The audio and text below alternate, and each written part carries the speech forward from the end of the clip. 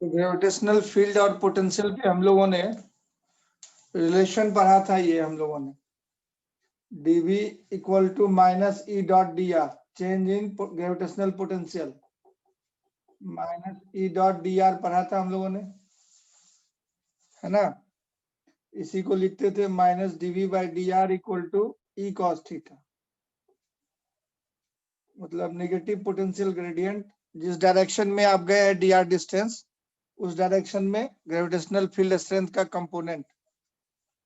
इसका मतलब होता है ऐसे ग्रेविटेशनल फील्ड स्ट्रेंथ दिया हुआ है और ए पॉइंट से बी पॉइंट पे आप जा रहे हैं डी आर डिस्टेंस, तो वी ए माइनस, इसका मतलब होता है V A minus V B divided by E B, A B equal to E का हिस्सा इसकी तरफ, ई का हिस्सा उसकी तरफ, ई कॉस थीटा हो जाए। यही मतलब होता है, ये फॉर्मूला आपने पढ़ा था।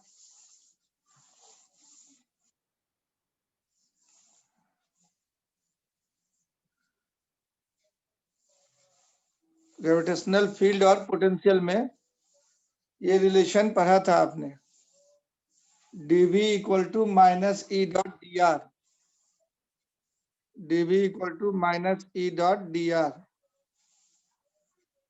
तो ये कहलाता है change in gravitational potential equal to minus E dot D, E है ग्रेविटेशनल फील्ड स्ट्रेंथ। इसी को सिंपली ऐसे लिखते हैं, और इसका मतलब ये तस्वीर हुआ। इधर की तरफ स्ट्रेंथ दिया हुआ है, आप ए से बी जा रहे हैं, इसे थीटा एंगल पे, ए से बी तक जा रहे हैं थीटा एंगल पे, डी आर डिस्टेंस, इसी ए बी को डी आर बोले। ई का हिस्सा इधर की तरफ हो जाएगा ई कॉस थीटा, ई का हिस्सा प्रोजेक्शन निकालेंगे तो ये वाला पोर्शन हो जाएगा ई कॉस थीटा। यहां से परपेंडिकुलर डाल दिए इसमें, तो इसका शैडो उधर हुआ ई कॉस थीटा। तो जिस डायरेक्शन में जा रहे हैं उधर की तरफ ई का कंपोनेंट, और डीबी मतलब होता है वीबी माइनस बी ए, माइनस डीबी मतलब हुआ वी ए माइनस बी। ये आपने एक तरीका पढ़ा था। दूसरा तरीका, इसे ई डॉट डी आर को खोल देते थे तो minus E X D X minus E Y D Y minus E Z D Z आ जाता। इससे भी आप चेंज इन पोटेंशियल इंटीग्रेट कर दिया, दोनों तरफ निकल जाए। तीसरा आपने पढ़ा था कि अगर एक्स डायरेक्शन का इलेक्ट्रिक ग्रेविटेशनल फील्ड निकालना है तो minus del V by del X, Y direction का निकालना है तो minus del V by del, और जेड डायरेक्शन का स्ट्रेंथ निकालना है तो minus del V by del Z. तो ई का वैल्यू निकल जाता था इस तरह से, ई एक्स आई कैप प्लस ई वाई जे कैप प्लस ई जेड के कैप, और ये सारा वैल्यू ला के डाल देते हैं इसमें, तो ये पोटेंशियल दिया है तो स्ट्रेंथ निकाल सकते हैं इस फॉर्मूले से, पोटेंशियल दिया है तो स्ट्रेंथ निकाल सकते हैं इस फॉर्मूले से। यही तीन स्टाइल आपने पढ़ा था सब कहानी। और चौथा पॉइंट इससे नोट किया था कि ये दोनों परपेंडिकुलर हो जाए, जिधर स्ट्रेंथ दिया है उसके परपेंडिकुलर डायरेक्शन में जाएगा तो डॉट प्रोडक्ट जीरो हो जाएगा, तो पोटेंशियल चेंज नहीं करेगा। तो आपने पढ़ा था कि स्ट्रेंथ इधर है तो ये इक्विपोटेंशियल सरफेस हो जाए, ये सब इसके परपेंडिकुलर डायरेक्शन में पोटेंशियल चेंज नहीं करता, यहाँ का पोटेंशियल, यहाँ का पोटेंशियल, यहाँ का पोटेंशियल सेम है, तो इक्विपोटेंशियल सरफेस बोलते हैं। स्ट्रेंथ के परपेंडिकुलर वाला जो सरफेस होगा इक्विपोटेंशियल सरफेस कहलाता है, क्योंकि ई डॉट डी आर जीरो हो जाएगा, इधर की तरफ जाइएगा तो परपेंडिकुलर वेक्टर में cos 90 डिग्री जीरो हो जाता है, तो पोटेंशियल चेंज नहीं करेगा इधर जाने। और ये भी पढ़ा था, इसको अगर वीए बोले पोटेंशियल, इसको वीबी बोले, इसको वीसी बोले, तो यहाँ पे भी वीसी होगा, यहाँ भी वीसी, यहाँ भी वीसी, यहाँ भी वीसी, यहाँ भी, और इसका पोटेंशियल अलग होगा इस लाइन का, लेकिन हर एक पॉइंट का वीबी वीबी वीबी होगा, इसका अलग होगा लेकिन हर एक पॉइंट का वीए वीए वीए वीए वीए होगा। ये हर एक पॉइंट का पोटेंशियल वीए वीए वीए वीए वीए होगा, इसका हर एक पॉइंट का वीबी वीबी वीबी होगा, इसका हर एक पॉइंट का वीसी वीसी वीसी होगा। तो इसलिए ये इक्विपोटेंशियल सरफेस कहलाता है। और स्ट्रेंथ के डायरेक्शन में पोटेंशियल घटता है। इस फोटो को देख के आपसे पूछा जाए सबसे ज्यादा पोटेंशियल किधर है, ए पॉइंट का पोटेंशियल ज्यादा है, VA ग्रेटर देन VB है, ग्रेटर देन VC है, मतलब VC लेस देन VB है, VB लेस देन V है,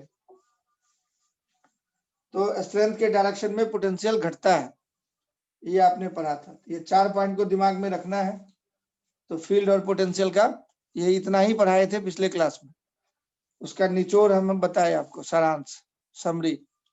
और इतने के बाद आप क्वेश्चन कर सकते हैं स्ट्रेंथ और पोटेंशियल। तो यहाँ देखिए कुछ क्वेश्चन आपके बुक में दिया हुआ, हम करवा देते हैं आपको। तो देखिए कैसा क्वेश्चन पूछता है। इन सारे पॉइंट को याद रखना है, स्ट्रेंथ और पोटेंशियल के बारे में इन सारे पॉइंट को याद रखना है।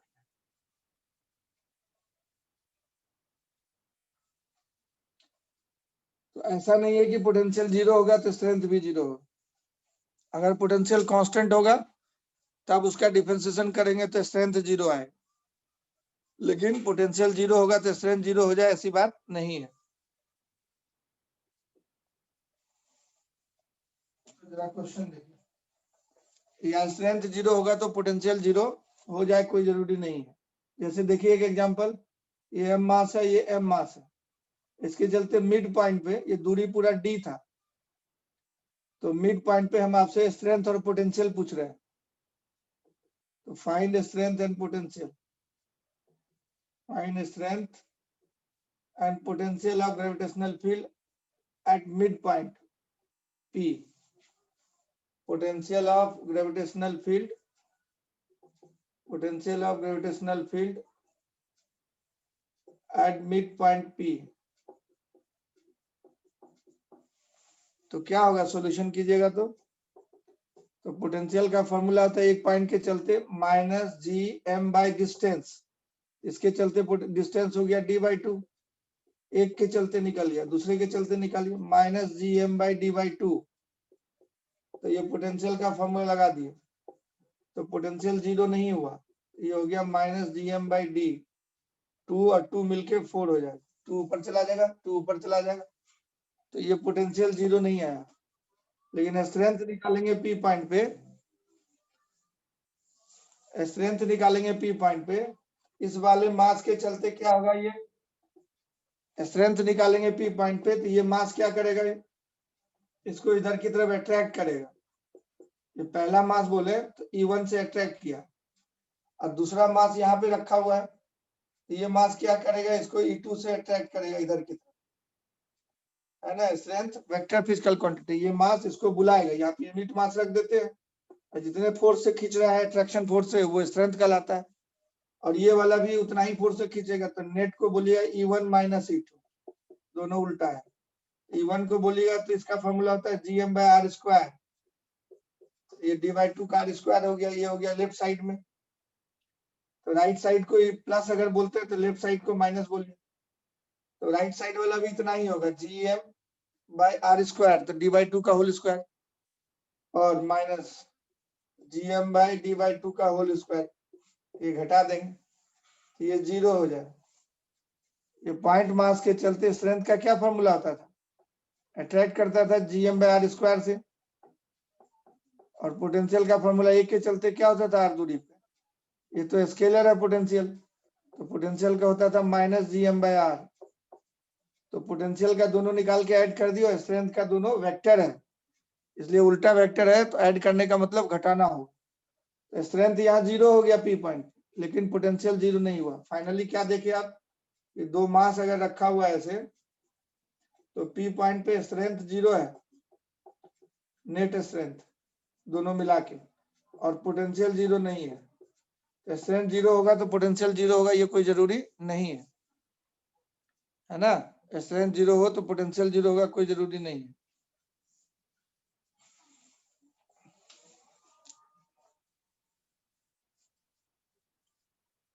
नोट करके ओके लिखिए।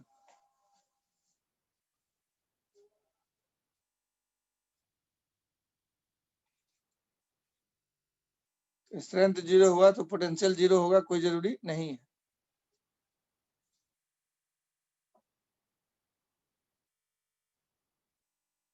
स्ट्रेंथ 0 हुआ तो पोटेंशियल 0 होगा, ये कोई जरूरी नहीं। दूसरी बात, अगर पोटेंशियल हर जगह पे सेम है तब जो है स्ट्रेंथ आप बोल सकते हैं वहां पे चेंज नहीं करेगा। पोटेंशियल कहीं पे कांस्टेंट है तो स्ट्रेंथ जो है E equal to minus dV by dr बोलते हैं। तो डिस्टेंस के साथ जहां पोटेंशियल सेम है उसमें एक पॉइंट से दूसरे पॉइंट की तरफ गए तो स्ट्रेंथ जो है किसी भी पॉइंट पे निकालिए पोटेंशियल चेंज नहीं करेगा तो minus dV by dr zero हो जाएगा कि potential is constant then strength is zero. चलिए एक क्वेश्चन यहाँ पे देते हैं हम लोग। आपका इस किताब में क्वेश्चन नंबर 20 है और कह रहा है कि the gravitational potential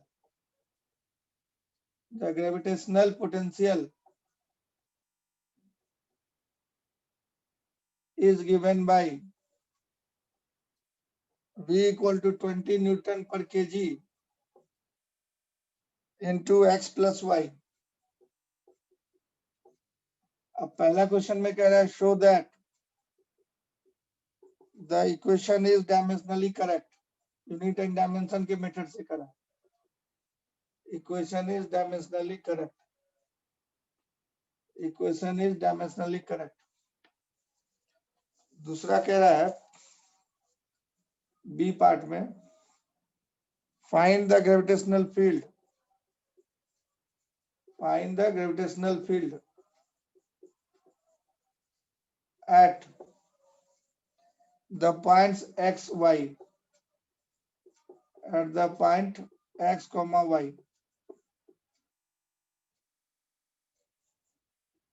in terms of I cap, j cap, k cap। और सी वाला पार्ट कह रहा है calculate the magnitude of gravitational force. Calculate the magnitude of gravitational force. Magnitude of gravitational force. magnitude of gravitational force on a particle of mass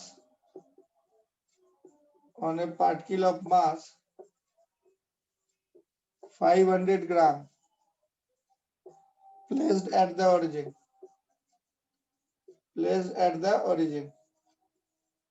ये तीन question है। ये तीनों क्वेश्चन को हम लोग को सॉल्व करना है। तीन क्वेश्चन है तो हम लोग सॉल्यूशन करते हैं इसका एक एक करके। तो पहला चेक करना है डायमेंशनली करेक्ट है कि नहीं। तो V का डायमेंशन निकाल लेते हैं लेफ्ट हैंड साइड का। तो V को बोलते थे energy per unit mass. Energy का डायमेंशन जूल है, मास का केजी हो गया, यूनिट हुआ। डायमेंशन निकालिए तो एनर्जी का ml स्क्वायर t माइनस 2 और मास का mm कट जाएगा, l स्क्वायर t माइनस 2 हो जाएगा।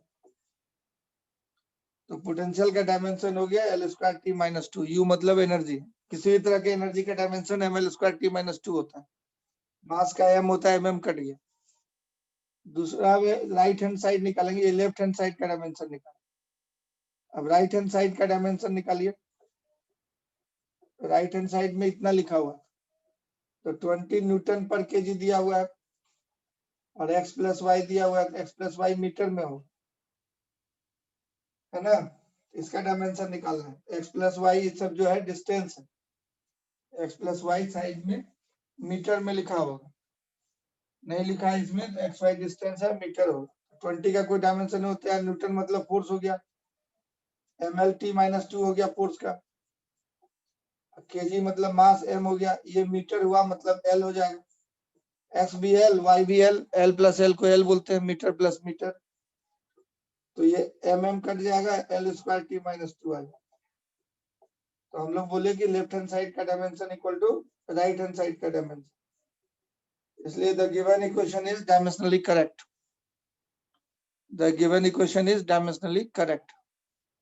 और दूसरा क्वेश्चन पूछ रहा है, ये समझ गए तो यस लिखिए, इसको मिटाना है।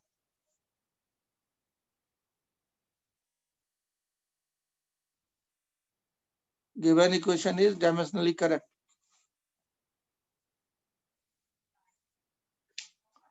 अब हम लोग दूसरे क्वेश्चन को करते हैं। इसका फर्स्ट पार्ट हो गया, फर्स्ट पार्ट हो गया। अब सेकेंड पार्ट कह रहा है find the gravitational field. Field मतलब स्ट्रेंथ निकालना है, उसी को प्यार से फील्ड बोलते हैं। तो हम लोग ई का फॉर्मूला बताए थे आपको, minus del V by del X into I cap minus del V by del Y into J cap. इसमें जेड नहीं लिखा हुआ है तो जेड वाला टर्म नहीं लिखेंगे हम लोग। तो अब इसको डिफरेंशिएट कर लेना है, पार्शियल डिफरेंशिएशन। तो v इतना दिया हुआ है तो इसको पार्शियल डिफरेंशिएशन करेंगे हम लोग ex निकालने के लिए, minus del V by del X. इसका मतलब -20 बाहर हो जाएगा, सिर्फ x वेरिएबल होता है, इसका मतलब सिर्फ x वेरिएबल। तो D by D x of x करेंगे और y कांस्टेंट हो जाएगा, उसका डिफरेंशिएशन 0 हो जाएगा। तो ये del v by del X का मतलब होता है ओनली x इज वेरिएबल, तो y कांस्टेंट हो जाएगा। अब dx बाय dx 1 हो जाता है तो -20 आ गया, ये ex निकल गया -20। ey हम लोग minus del V by del Y को बोलते हैं, तो ये हो जाएगा -20। और इस बार x का डिफरेंशिएशन, x कांस्टेंट हो गया 0 हो जाएगा, y का डिफरेंशिएशन करना है तो dy बाय dy 1 हो जाती है, भी -20 आ गया, dy बाय dy 1 हो गया। तो यही ex था, यही ey था। e vector equal to ex I cap plus ey J cap. तो यही ex को minus del V by del X भी बोलते हैं। ये -20 आया, ये भी -20 आया, यही आंसर हो गया। यूनिट लिख दीजिए, फोर्स बाय मास को बोलते हैं न्यूटन पर केजी।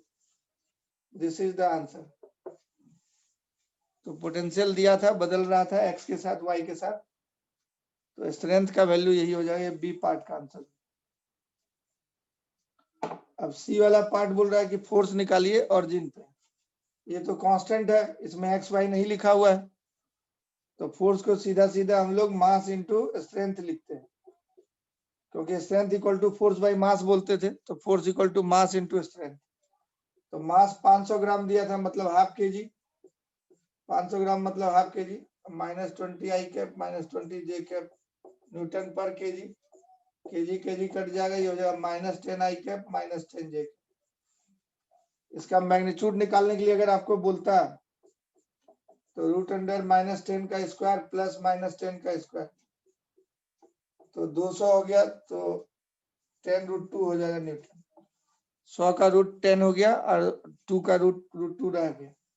डायरेक्शन पूछता था, ये बोल रहा है इधर लग रहा है और इधर लग रहा है, तो नेट इधर हो जाएगा।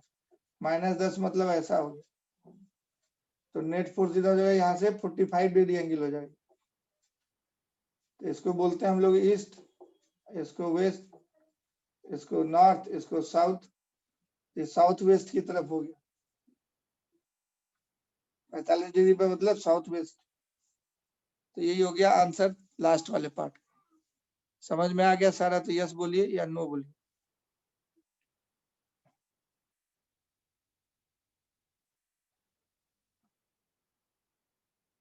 Force equal to M E, क्योंकि E equal to force by mass बोलते थे स्ट्रेंथ को, तो force equal to M E हो गया। यस। Next question.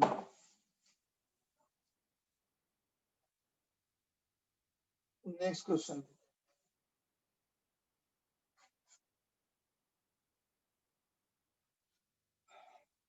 दूसरा क्वेश्चन देखते हैं। क्वेश्चन नंबर 21 देखिए। The gravitational field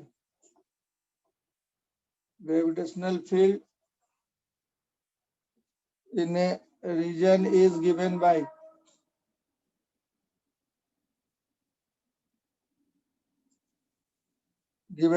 E vector equal to 2 I cap plus 3 E vector equal to 2 I cap plus 3 J cap Newton पर KG. Force by मास होता है E। अब कह रहा है कि show that no work is done by the gravitational field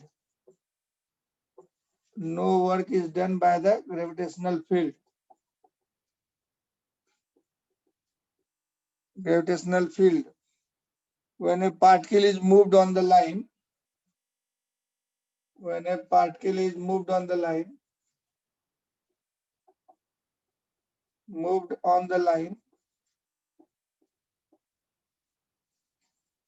3y plus 2x equal to 5.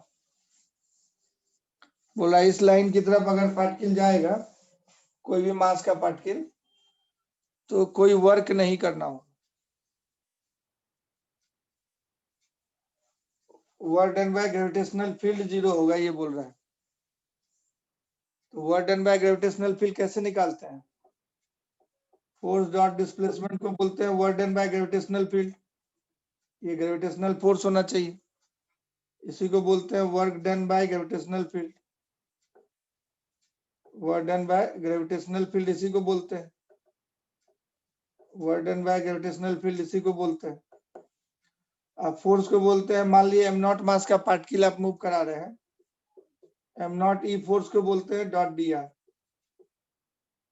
तो ये हो गया m0 ई डॉट डी आर को आप बोलते थे dv, ये work done small work done हुआ dw। ई डॉट डी आर को आप बोलते थे माइनस dv। तो इसका मतलब वर्क डन का फॉर्मूला होता है, work done by gravitational force का फॉर्मूला हो गया आपका माइनस m0 इंटू dv। इसको इंटीग्रेट कीजिएगा तो work done by gravitational force आ जाए। तो माइनस m0 बाहर हो गया, dv का इंटीग्रेशन ए पॉइंट से बी पॉइंट तक ले गए, तो work done by gravitational field A से बी पॉइंट तक ले जाते हैं, तो dv को बोलते हैं vb माइनस va। ये फॉर्मूला होता है work done by gravitational field. तो अगर पोटेंशियल सेम हो जाएगा ए पॉइंट पे बी पॉइंट पे, तो work done by gravitational field 0 बोलेंगे। तो ए पोटेंस va बराबर vb, तो this implies work done by gravitational field is 0। अगर पोटेंशियल ए और बी पॉइंट का सेम हो गया, तब हम लोग बोल सकते हैं work done by gravitational field 0 होगा, है ना। इसका मतलब ये लाइन इक्विपोटेंशियल लाइन होना चाहिए। तो इक्विपोटेंशियल लाइन स्ट्रेंथ के परपेंडिकुलर होता है, मतलब ई डॉट डी आर 0 हो जाना चाहिए। जिधर स्ट्रेंथ दिया और ये लाइन दिया, दोनों परपेंडिकुलर अगर शो कर देंगे तो ई डॉट डी आर 0 हो जाएगा, तो वर्क डन 0 हो जाएगा। तो इसका मतलब ये लाइन इक्विपोटेंशियल लाइन होना चाहिए। अगर सेम पोटेंशियल, इसका मतलब क्या हुआ, अगर पोटेंशियल सेम है, ए और बी का पोटेंशियल सेम है, तो वर्क डन 0 होगा।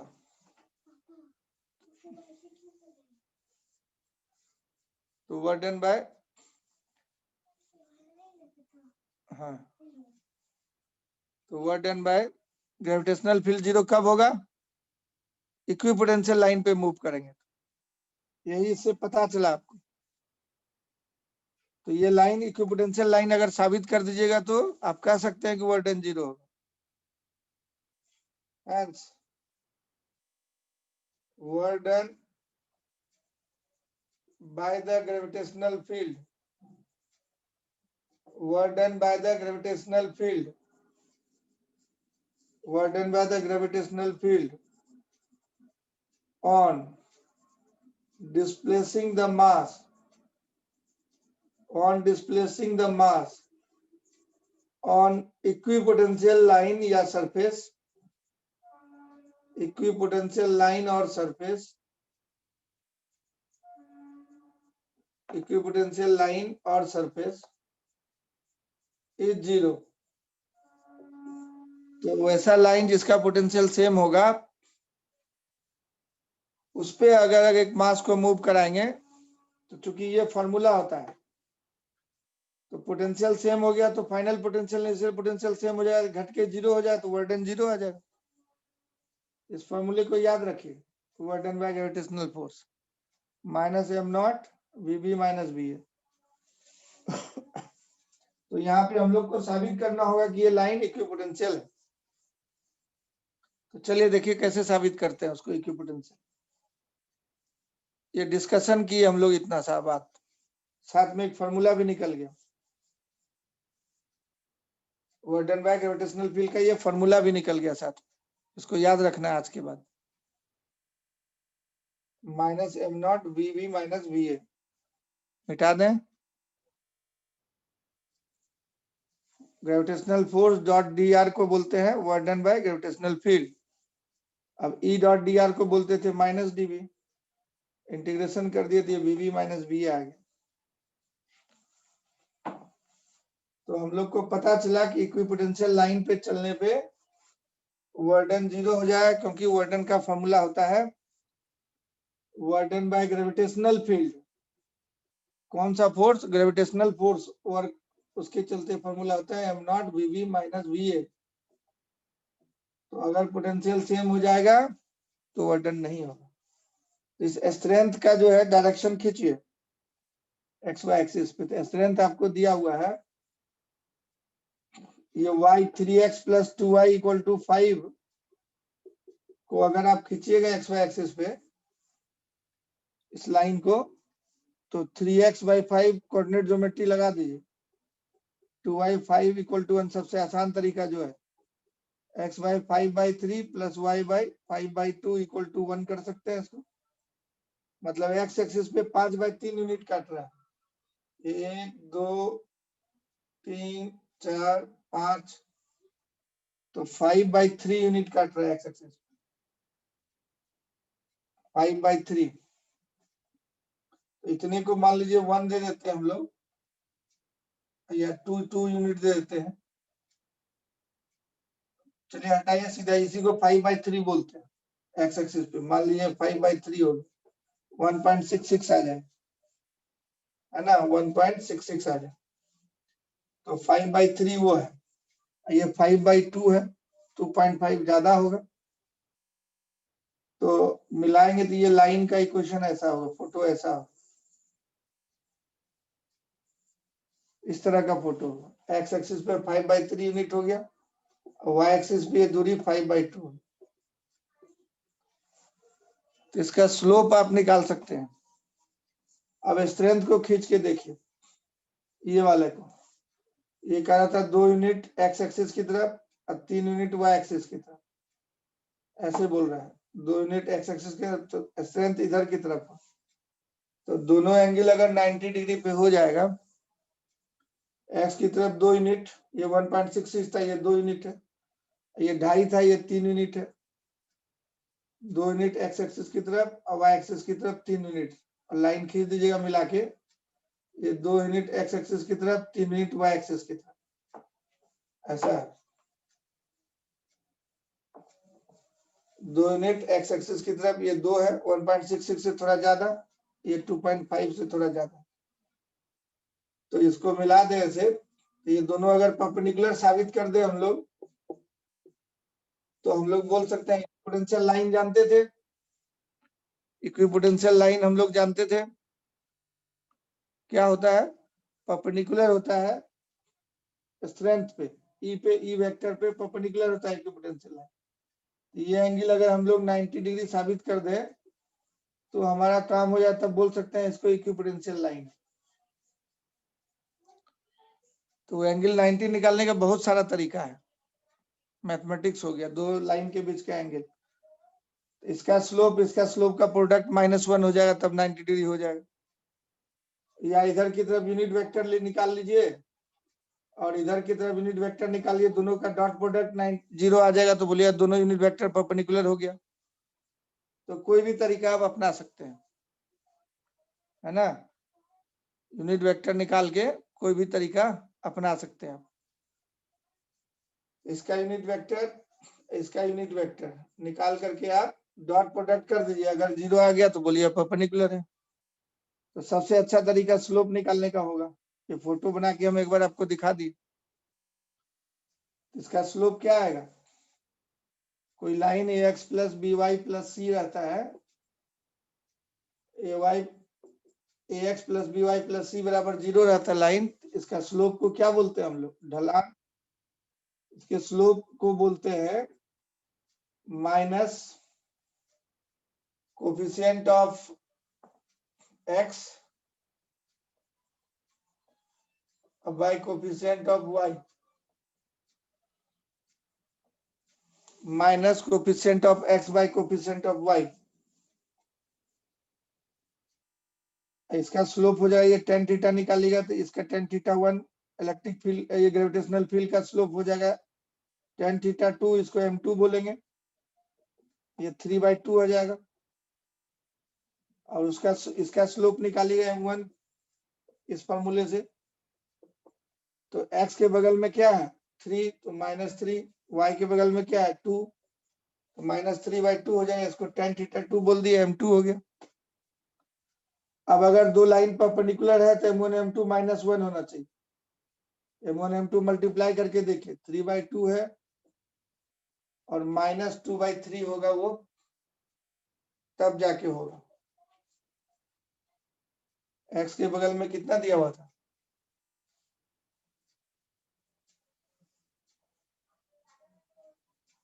Coefficient of x -3 bye coefficient of y 2, दोनों उल्टा होना चाहिए तभी जाके प्रोडक्ट 1 होगा। तो इक्वेशन देख लेते हैं हम लोग। इक्वेशन क्वेश्चन में दिया हुआ था 3y + 2x, ये गलती हम लोग लिख दिए हैं, ये क्वेश्चन ही गलत लिख दिया है। दिया हुआ है 3y + 2x, क्वेश्चन में 3y + 2x दिया है, तो हम लोग क्वेश्चन गलत लिख दिए थे। जो क्वेश्चन था ना वहां, यहाँ पे y लिखा हुआ है, इधर 2x लिखा हुआ है ना। अब स्लोप निकालिएगा तो ये -2/3 है, दोनों का प्रोडक्ट डालेंगे तो -2/3 हो जाएगा। ये -1 आ गया प्रोडक्ट ऑफ स्लोप, तो बोलते हैं दोनों 90 डिग्री पे, तो दोनों 90 डिग्री पे हो गया। स्ट्रेंथ का डायरेक्शन एंगल निकालिए, स्लोप निकालिए 3/2 से tan थीटा 1 3/2 हो गया। क्या स्लोप निकालिए minus coefficient of x bye coefficient of y -2/3 हो गया। दोनों का प्रोडक्ट -1 आ गया, सबसे आसान तरीका है, तो बोलेंगे दोनों परपेंडिकुलर है। इसका स्लोप हम लोग निकाल लिए, इसका स्लोप निकाल लिए -2/3, ये फॉर्मूला होता है, इसको याद रखिए, है ना।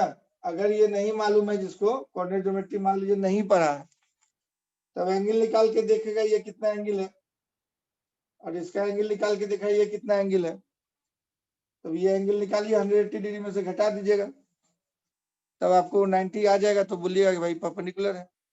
या इसका यूनिट वेक्टर निकाल लीजिए, इसका यूनिट वेक्टर निकालिए, डॉट प्रोडक्ट कर दिए 0 आ गया, तो बोलिएगा परपेंडिकुलर है। तो सबसे आसान तरीका यही है स्लोप वाला। कोई लाइन ऐसा दिया रहे तो स्लोप इसका minus coefficient of x bye coefficient of y होता है। इसका स्लोप हो जाएगा माइनस कोफिशिएंट ऑफ x मतलब -2 बाय कोफिशिएंट ऑफ y -2/3। इसका स्लोप tan थीटा निकाल लीजिएगा 3/2 से आराम से निकल गया। दोनों का प्रोडक्ट अगर -1 आ गया, इसका मतलब ये वाला line is perpendicular to E, line is perpendicular to E, इसका मतलब ये this line is equipotential line, this line is equipotential line, this line is equipotential line. तब आप बोल सकते हैं कि ये जो लाइन दिया हुआ था आपको 3y + 2x = 5, ये इक्विपोटेंशियल लाइन है, ये भी बदल जाएगा, यहाँ 5/2 इधर आ जाएगा, 5/3 इधर आ जाएगा, y की तरफ हो जाएगा 5/3, x की तरफ 5/2। अब ये लाइन इक्विपोटेंशियल लाइन है, तो इसलिए वर्डन 0 होगा, तो साबित हो गया। दोनों परपेंडिकुलर साबित कर दिए तो काम हो गया। हम लोग जानते थे स्ट्रेंथ के परपेंडिकुलर लाइन इक्विपोटेंशियल होता है। अब इक्विपोटेंशियल हो गया तो यहाँ कोई भी पॉइंट ए का पोटेंशियल जितना होगा इसका भी पोटेंशियल वही होगा, तो यहाँ से यहाँ तक पार्टिकल ले जाएगा तो VB - VA = 0 हो जाएगा, तो वर्डन 0 आ जाएगा। इस तरह से आप प्रूव करने के लिए बोल रहा था, तो ये प्रूव हो गया, स्ट्रेंथ के परपेंडिकुलर हो गया ये लाइन, यही साबित कर दिए। तो उसको क्या बोलेंगे इक्विपोटेंशियल लाइन। इक्विपोटेंशियल लाइन पे वर्डन क्या हो जाएगा 0 हो जाएगा। तो कैसे साबित किए परपेंडिकुलर, इसका स्लोप निकाल लिए, इसका स्लोप निकाल लिए, दोनों का प्रोडक्ट -1 होता है, तो दोनों लाइन परपेंडिकुलर होता है। तो इस तरह से हम लोग साबित कर दिए। तो कोऑर्डिनेट ज्योमेट्री आप पढ़े होइएगा, साबित करना होगा दो लाइन परपेंडिकुलर है, ऐसे जैसे कोई लाइन दे दिया 3x + 2y = या +6 = 9, और दूसरा दे देगा 2x + 3y 2x minus 3y plus 5 equal to 0 दिया हुआ, इक्वल टू 0। ये दोनों लाइन चेक करना है परपेंडिकुलर है कि नहीं। इसका स्लोप निकालिए, minus coefficient of x by coefficient of y। तो x के बगल में 3 है, y के बगल में 2 है, तो -3/2। इसका स्लोप निकालिए, तो माइनस कोफिशिएंट ऑफ x तो 2 बाई कोफिशिएंट ऑफ y -3, ये 2/3 होगी। अब दोनों का प्रोडक्ट अगर -1 आ जाता है तो बोल देंगे दोनों इक्विपोटेंशियल है, मतलब दोनों परपेंडिकुलर है, तब बोलेंगे ये लाइन और वो लाइन परपेंडिकुलर है। यही तरीका होता है, स्लोप का प्रोडक्ट अगर -1 हो गया तो दोनों लाइन को परपेंडिकुलर लाइन बोलते हैं, ऐसा मैथ में सिखाया जाता है। तो वही टेक्निक हम लोग वहां पे लगा दिए थे, बन गया था क्वेश्चन। दोनों का स्लोप निकाल लिए और दोनों का प्रोडक्ट -1 हो गया तो परपेंडिकुलर हो गया। तो इस तरह का क्वेश्चन स्ट्रेंथ और पोटेंशियल पे देता है। एक क्वेश्चन और है 19 नंबर, देख लीजिए आप, आपसे नहीं बनेगा हम बता देते हैं। ग्रेविटेशनल फील्ड दिया हुआ है, ग्रेविटेशनल फील्ड दिया हुआ है, ई बराबर दिया हुआ है 5 न्यूटन पर केजी आई कैप, कांस्टेंट है ये 12 न्यूटन पर केजी जे कैप, ऐसे लिखा हुआ है। अब फाइंड पूछ रहा है पहला, find the force, find the magnitude of gravitational force, magnitude of gravitational force. ये तो आप निकाल सकते हैं, एम ई कर दिए बस फोर्स निकल जाए।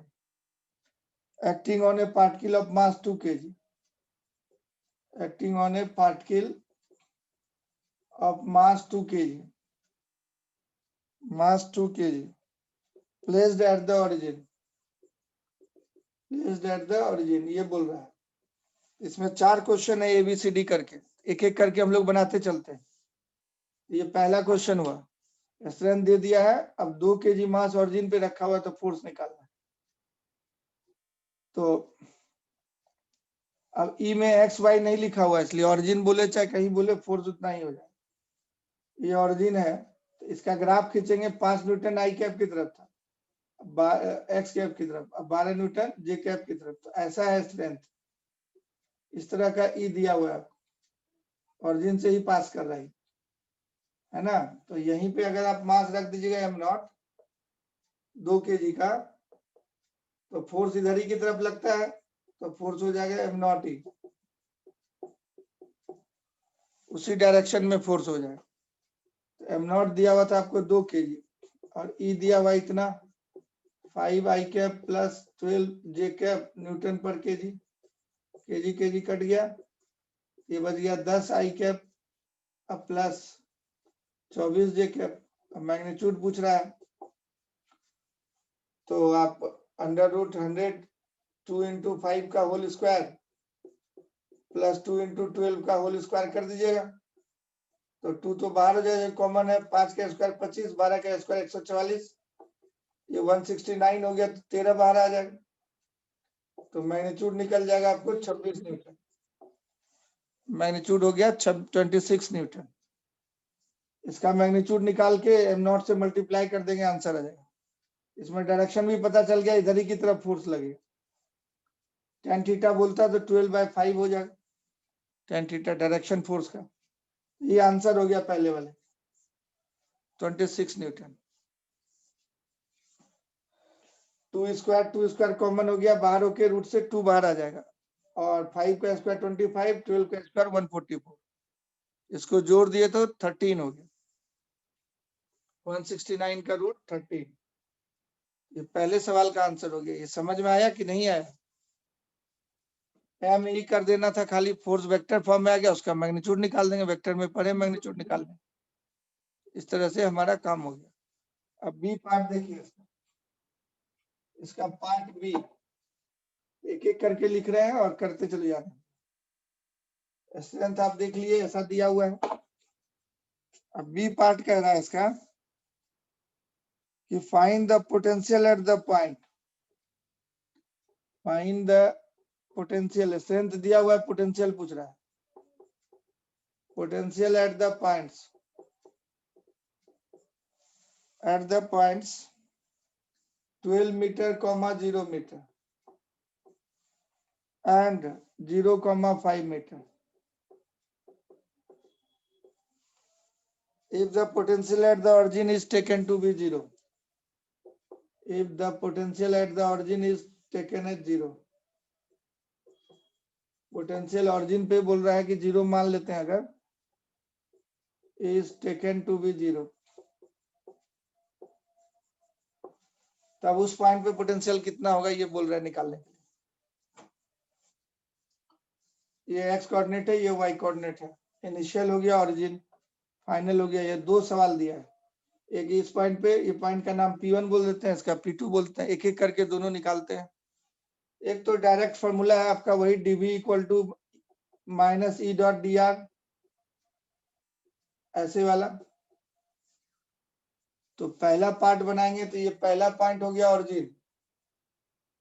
देखिए पहला पॉइंट हो गया ऑरिजिन 0 0। यहाँ का पोटेंशियल आपको पता है, कह रहा है कि 0 ले लीजिए। पोटेंशियल ऑरिजिन पे क्या है, 0 है, जूल पर केजी। क्वेश्चन में कह रहा था कि ऑरिजिन पे पोटेंशियल 0 ले लो। एक्स इनिशियल 0 है, वाई इनिशियल 0 है। अब दूसरा पॉइंट दिया हुआ है 0,5। एक्स कोऑर्डिनेट 0, वाई कोऑर्डिनेट 5 यहाँ आया, 0,5 मीटर यहाँ आएगा।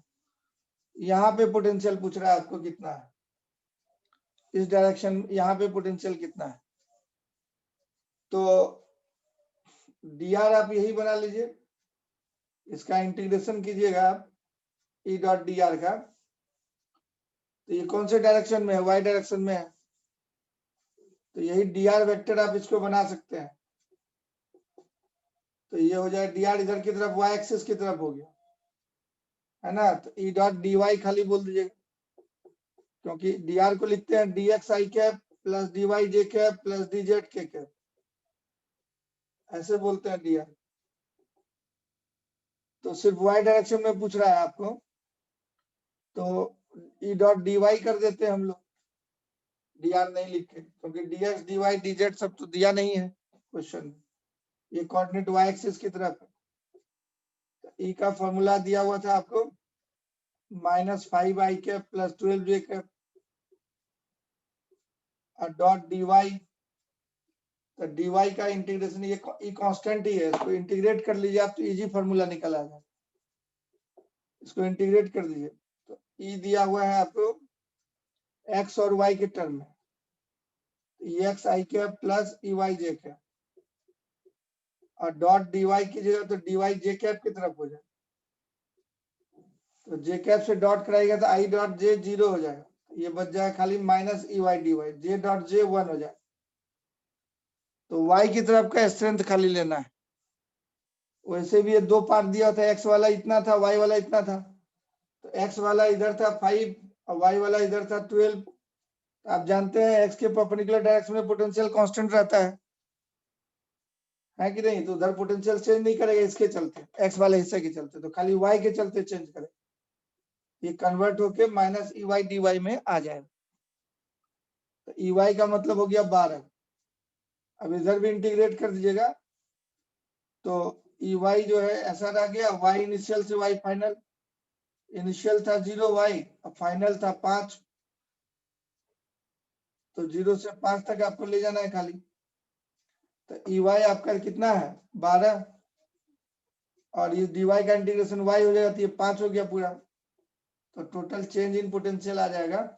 इसको बोलते थे ऑरिजिन का पोटेंशियल, इसको फाइनल पॉइंट P1 का पोटेंशियल। तो Vp1 minus V origin equal to हो गया -60। अब ऑरिजिन पे पोटेंशियल बोला था 0 लेने के लिए, तो Vp1 चला आया -60 जूल पर केजी। यही हो जाएगा आंसर।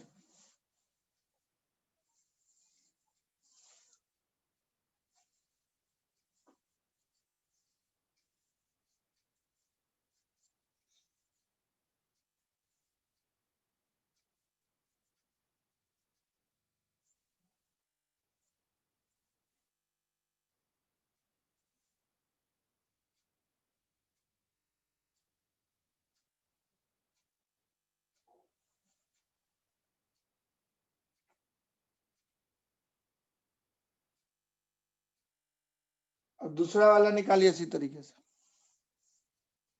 अगर इसको dy नहीं लिखिए, ये पूरा भी लिखिए तो भी यही आंसर आएगा, क्योंकि x का जब लिमिट डालिएगा तो x0 से y0, z है ही नहीं, तो z वाला ऐसे ही 0 है, फाइनली यही बन जाएगा। तो दूसरा निकाल के देखिए पूरा लिख करके। और इसको मुजवानी भी बोल सकते थे ऐसे। देखिए ex था इधर की तरफ, कितना है 5, इसको ex बोलते हैं। और ey था इधर की तरफ, कितना है 12, इसको ey बोलते हैं। यही हो गया और z। आपको यहां से यहां जाना है 5 यूनिट, इधर की तरफ 5 मीटर जाना है, इधर तो जाना नहीं है। तो इस वाले के चलते कल आप पढ़े थे, इसको O बोले थे, इसको पॉइंट का नाम P1 बोल दिए। तो कल आप पढ़े थे VO minus VP1 divided by 5, ये दूरी इक्वल टू E का हिस्सा इधर वाला, E का हिस्सा इधर वाला 12 है। तो डायरेक्ट लिख सकते हैं VO minus VP1 equal to 60। अब VO ऑरिजिन पे बोला है, पोटेंशियल क्वेश्चन में दिया 0 मानने के लिए, ये 0 मान लेंगे, तो VP1 इक्वल टू माइनस 60 आ जाए। ऐसे भी आप बना सकते हैं। और इसके चलते क्या होगा, इधर की तरफ कंपोनेंट 0 आ जाएगा, EX का कंपोनेंट इधर क्या हो जाएगा 0। तो टोटल कंपोनेंट निकाले थे, इसके चलते खाली 12 बचा है, इसका कंपोनेंट इधर 90 डिग्री पे तो 0 हो जाएगा।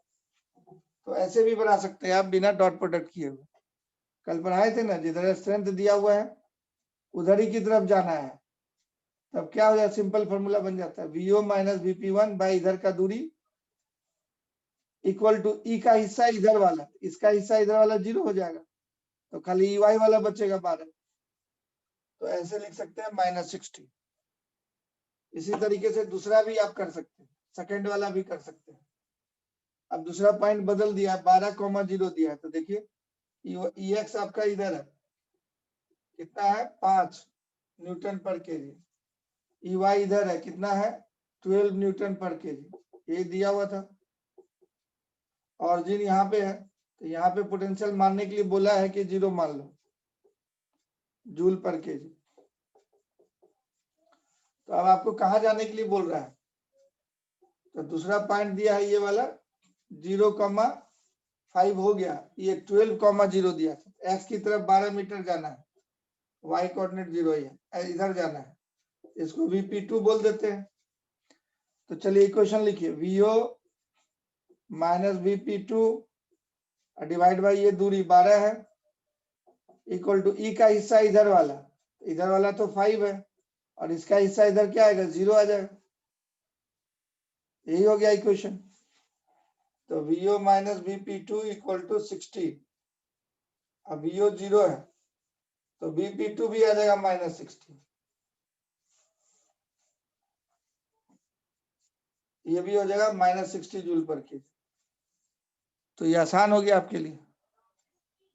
कल बताए थे कि स्ट्रेंथ इधर है E, इधर की तरफ आपको जाना है A से B थीटा एंगल पे, तो क्या होगा VA minus VB by AB बराबर E का हिस्सा इधर की तरफ, तो E cos थीटा। यही फॉर्मूला यहाँ लगा दिए हम लोग। तो VO माइनस VP2 बाई ये डिस्टेंस 12 इक्वल टू E का हिस्सा इधर वाला हिस्सा 5 है, उसका हिस्सा इधर 0 हो जाए। तो ये आंसर बड़ा इजी वे में निकल जाता है। दोनों तरीका समझ गए। अगर मान ली ये तरीका नहीं पता है किसी को, तो सीधा सीधा डॉट प्रोडक्ट वाला फॉर्मूला जानता है वो लगा देगा, उससे भी हो जाएगा। दूसरा क्वेश्चन ये वाले के लिए हम लोग डॉट प्रोडक्ट ऐसे लिख सकते हैं, dv equal to minus E dot D R. इसको खोल देते हैं तो ये बन जाता है ex dx minus ey dy minus ez dz, ये जनरल आता है। अब z वाला तो दिया नहीं है, यहाँ पे ez तो 0 है, खाली x वाला दिया i कैप वाला और j कैप वाला, इसलिए ये टर्म नहीं रहेगा। तो dv आपका हो जाएगा minus ex dx minus ey dy, ऐसा हो गया। तो ex का वैल्यू है 5 तो माइनस 5 dx, ey का वैल्यू है 12 तो माइनस 5 माइनस 12, ऐसा लिख दीजिएगा। अब इसको इंटीग्रेट खाली कर देना, 5 कांस्टेंट है बाहर रह जाए, अब आपको कहाँ से कहाँ बोला था, ऑरिजिन पे पहले बोला था पोटेंशियल दिया हुआ है कि यहाँ का पोटेंशियल 0 है ऑरिजिन पे, और बाद में बोल रहा था कि आपको इस पॉइंट पे जाना है। वो P2 पॉइंट का पोटेंशियल दिया 12 को, ये मतलब डिस्टेंस दिया हुआ है, एक्स कोऑर्डिनेट 12 है, वाई कोऑर्डिनेट 0 है। इसका एक्स कोऑर्डिनेट इनिशियल 0 था, वाई कोऑर्डिनेट 0 था। एक्स इनिशियल 0 डाल दीजिएगा, एक्स फाइनल 12 डाल दीजिएगा इसमें, और इसमें वाई इनिशियल 0, वाई फाइनल भी 0 हो जाएगा, और इनिशियल ऑरिजिन पे पोटेंशियल 0 है, और इस पॉइंट पे निकालना Vp2 मान लेते हैं हम, P2 पॉइंट पे पोटेंशियल, यहाँ का पोटेंशियल हम लोग मान लिए Vp2 लिख दिया ऐसा, तो ये वाला टर्म तो 0 ही हो जाएगा, तो फाइनली एक्स वाला खाली बचेगा, ये 12 आ जाएगा, -0 हो जाएगा, तो ये Vp2 -0 आ जाएगा, तो Vp2 हो गया तुम्हारा -60। तो ऐसे भी निकाल सकते हैं, तो इंटीग्रेशन से भी निकाल सकते हैं, और जो सिंपल तरीका बताए वैसे भी निकाल सकते हैं, दोनों तरीके से आप सॉल्व कर सकते हैं। तो जो आपको आसान लगे उस तरीके से सॉल्व कर दीजिए। समझ पाया कि नहीं समझ पाया? या तो ये डॉट प्रोडक्ट लेके चलें, या Vm minus Vb by AB, जब E कांस्टेंट हो ना तब इंटीग्रेशन करने का जरूरत नहीं है, तो Vm minus Vb by AB equal to E cos theta से कर लेंगे। वो तब करेंगे जब E कांस्टेंट दिया हो, क्योंकि E बाहर चला आता है उसमें, तो आराम हो जाता है क्वेश्चन। दूसरा देखिए, इसका C नंबर पार्ट देखिए क्या कह रहा है। C नंबर पार्ट कह रहा है find the change in gravitational potential energy, find the change in gravitational potential energy, gravitational potential energy, find the change in gravitational potential energy if a particle of mass 2 kg, if a particle of mass 2 kg is taken from origin, is taken from origin to the point 12 meter, 5 meter। ये question कह रहा है कि strength ऐसा दिया हुआ था आपको, और कह रहा है ऑरिजिन से लेकर के इस पॉइंट पे लेके गए एक पार्टिकल को, तो कितना चेंज इन पोटेंशियल एनर्जी हुआ, है ना। तो इसका सॉल्यूशन करने के लिए हम लोग चेंज इन पोटेंशियल एनर्जी बोलते किसको थे, negative of the work done by gravitational force. ये डेफिनेशन होता है, इसको याद रखना होगा। जैसे फादर मदर को याद नहीं रखिएगा तो फिर आपको कोई नहीं पहचानेगा, तो ये फादर मदर की तरह है, ये डेफिनेशन है, परिभाषा है। Change in potential energy equal to negative of the work done by gravitational force. तो वर्क डन निकाल देंगे तो काम हो जाएगा। अब ये वर्क डन का formula minus gravitational force dot dr बोलते हैं। अब ग्रेविटेशनल फोर्स को बोलते हैं m नॉट यही 2 kg हो गया जिसको ले जाना है आपको, इनटू E डॉट dr बोलते हैं। तो m नॉट दिया हुआ है, तो चेंज इन पोटेंशियल एनर्जी का ये फॉर्मूला आ गया। अब ये वेक्टर कांस्टेंट है तो खाली dr का इंटीग्रेशन होगा, कहां से कहां तक ले जाना है। इसको खोल दीजिए आप E डॉट dr को, तो माइनस m नॉट, और E डॉट dr को खोलिएगा तो ex dx हो जाएगा, प्लस ey dy हो जाएगा, और z तो दिया नहीं है इसलिए z नहीं लिख रहे, क्योंकि ये ex है और ये ey है, दो ही चीज दिया हुआ है, ez नहीं दिया इसलिए उसको नहीं लिखे, ऐसा हो जाएगा।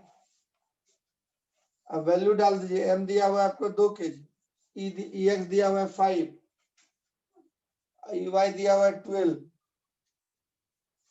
ये छोटा चेंज इन पोटेंशियल एनर्जी हुआ, x की तरफ dx गए, y की तरफ dy गए, लेकिन आपको जाना था कहां से कहां। ये बोला था कि ओरिजिन से लेके यहां तक गए, मतलब इनिशियल पॉइंट आपका ओरिजिन था, x इनिशियल हो गया 0, y इनिशियल 0, फाइनल पॉइंट आपको जाना है 12,5 मीटर, x फाइनल हो गया 12, y फाइनल हो गया 5। इसको इंटीग्रेट कर देंगे बस आ जाएगा। तो इसको इंटीग्रेट करेंगे हम लोग तो चेंज इन पोटेंशियल एनर्जी आ जाएगा, ग्रेविटेशनल पोटेंशियल। तो स्ट्रेंथ दिया हुआ था तो और मास दे दिया, तो पोटेंशियल एनर्जी कैसे निकाल रहे हैं वो देख रहे हैं। स्ट्रेंथ से पोटेंशियल एनर्जी इंटीग्रेशन कर दिए डी यू, ये -10 बाहर आ जाएगा और dx का इंटीग्रेशन, फिर -24 बाहर हो जाएगा और dy का इंटीग्रेशन। इसमें x इनिशियल कितना है 0 है, से x फाइनल कहां तक जाना है 12 मीटर। इसमें y इनिशियल कितना है 0 है, y फाइनल कहां जाना है 5 मीटर। तो ऐसे डाल दिए, इनिशियल पोटेंशियल एनर्जी को ui बोले ओरिजिन वाला, और पी पॉइंट वाले को यूपी बोल दिया, ओरिजिन वाले को यूओ बोल दिया, अब पी पॉइंट वाले को यूपी नाम दे दिए, यही पॉइंट का नाम पी दिए थे हम लोग। अब इसका इंटीग्रेशन ds का इंटीग्रेशन x होता है, और लिमिट डालेंगे तो 12 - 0 12 आ जाएगा, -10 × 12 - 0 आ गया। और dy का इंटीग्रेशन y होता है, लिमिट डालेंगे 5 - 0, y पहले लिखेंगे फिर लिमिट लगाएंगे तो 5 - 0, ये हो गया u की जगह पहले यूपी -0, इसी को बोलते हैं चेंज इन पोटेंशियल एनर्जी। ये हो गया -120 -120 -240 जूल हो गया। Change in gravitational potential energy -240 joule हो गया। यही आंसर आ गया। समझ में आया? यस और नो?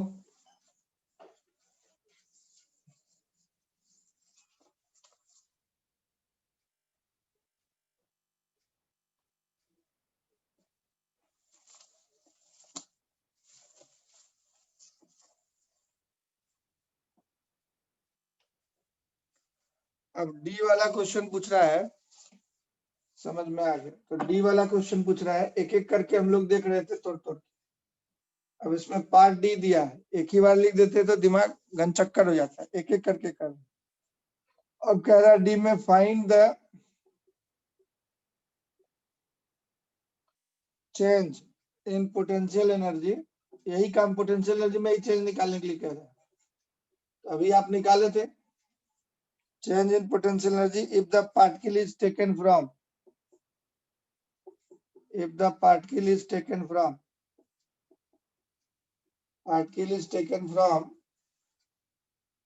12,0 origin से नहीं बोल रहा है, 12 मीटर 0 मीटर पे था पहले, तो 0,5 मीटर पे बोल रहे हैं, मतलब x से y एक्सिस की तरफ ले जाना है, y एक्सिस से x एक्सिस की तरफ ले जाना है, तब कितना चेंज इन पोटेंशियल एनर्जी होगा बोल रहा है निकालने के लिए। उसी तरीके से आप बनाइएगा फिर, तो du equal to minus work done by gravitational force, अब इसको बोलते हैं -F.dr,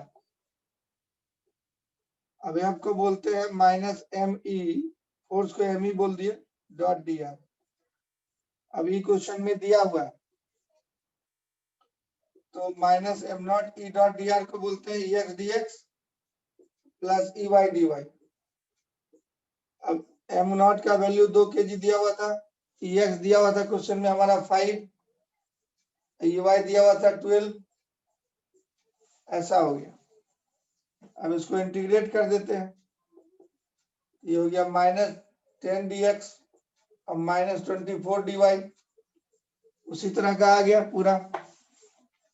अब खाली पॉइंट बदला हुआ है, उसमें बोला था ओरिजिन से ले गए वहां, अब ये इनिशियल पॉइंट हो गया 12,0, तो ये x इनिशियल ये बन गया, y इनिशियल ये बन गया, और फाइनल दिया हुआ है 0,5 मीटर, तो ये x फाइनल बन गया, ये y फाइनल बन गया। लिमिट लगा दी, x इनिशियल इक्वल टू कितना है 12 दिया है x इनिशियल, x फाइनल कहाँ जाना है 0 पे,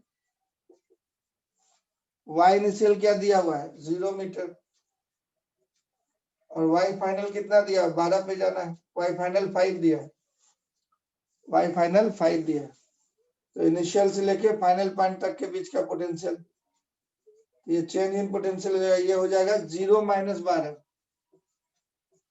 अब वो हो जाएगा 5 - 0, ये 12 × 10 प्लस 120 हो गया, और ये वाला -120 हो गया, सब मिला के 0, सब मिला के 0 आ गया आंसर।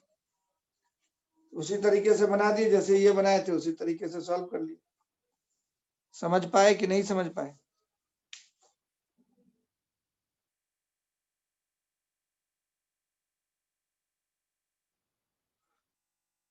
ये बेसिक है, बेसिक से यहाँ तक पहुंचे।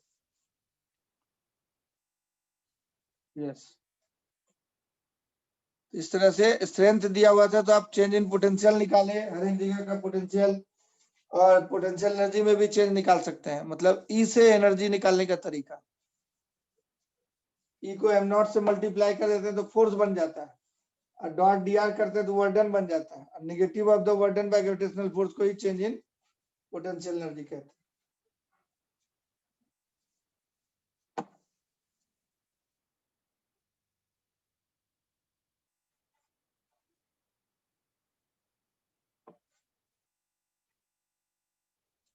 तो ग्रेविटेशनल पोटेंशियल और पोटेंशियल एनर्जी के बारे में आपने सीखा, स्ट्रेंथ और पोटेंशियल के बीच में रिलेशन देखा आपने, उस पे जो क्वेश्चन दिया था तीनों कर दिए, वो स्टूडेंट पूछते रहता है इसलिए तीनों बता दिए। अब देखिए स्ट्रेंथ और पोटेंशियल बहुत बड़ा टॉपिक है, वो 12th क्लास में यही पढ़ना है डिटेल में। 12th क्लास में फर्क ये होता है 11th और 12th में, तो ध्यान से देखिए। 12th में पहला चैप्टर है इलेक्ट्रोस्टैटिक्स पढ़ना है स्टूडेंट को, 11th में जो ग्रेविटेशन पढ़ना है, दोनों एक दूसरे का जेरोक्स कॉपी है ना। तो यहाँ पे डिटेल में पढ़ते हैं हम लोग पूरा जोरदार, बहुत टाइम देंगे इसमें। तो इसको पढ़ने के बाद ग्रेविटेशन इजी हो जाएगा। फिर भी अभी ग्रेविटेशन में हम बता दे रहे हैं, आप 12th में अभी नहीं गए हैं, तो बहुत हद तक हम आपको बता दिए सारा चीज, यही सारा चीज वहां पढ़ेंगे। क्या हो जाता है, यहाँ पे चार्ज लिखते हैं क्यू नॉट, तो यहाँ मास लिखते हैं एम नॉट, दो चार्ज के बीच में यहाँ फोर्स निकालते हैं क्यू क्यू नॉट के बीच में, यहाँ एम एम नॉट के बीच में फोर्स निकालते हैं। तो ये एक दूसरे को सेम सेम चार्ज है, प्लस प्लस तो रिपेल करता है, अगर माइनस दे देंगे तो अट्रैक्ट करेगा। एक प्लस चार्ज और माइनस चार्ज, मास हमेशा प्लस ही रहता है, मास में हमेशा अट्रैक्शन होता है।